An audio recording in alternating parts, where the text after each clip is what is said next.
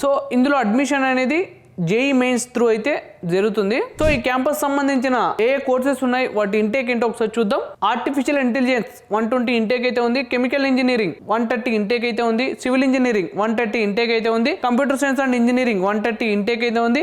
Electrical engineering 130 intake అయితే ఉంది.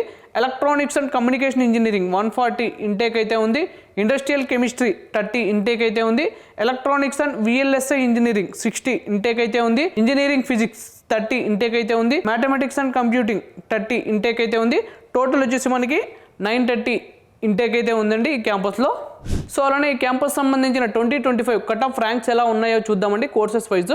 Artificial intelligent other state వాళ్ళకి open category general first round వచ్చేసి మనకి 9112 అయితే ఉంది. ఫీమేల్ ఫస్ట్ రౌండ్ వచ్చేసి మనకి 15694 అయితే ఉంది. జనరల్ ఫైనల్ రౌండ్ వచ్చేసి మనకి 10721 అయితే ఉంది. ఫీమేల్ ఫైనల్ రౌండ్ వచ్చేసి మనకి 17523 అయితే ఉందండి. దీనికి సంబంధించిన EWS, OBC NCL, SC ST category wise cut off ranks అయితే ఉన్నాయి. ఒకసారి స్క్రీన్ షాట్ తీసి అయితే పెట్టుకోండి. Chemical engineering other state open category general first round వచ్చేసి మనకి 29242 అయితే ఉంది. ఫీమేల్ ఫస్ట్ రౌండ్ వచ్చేసి మనకి 36209 అయితే ఉందండి. జనరల్ ఫైనల్ రౌండ్ వచ్చేసి మనకి 36111 అయితే ఉంది.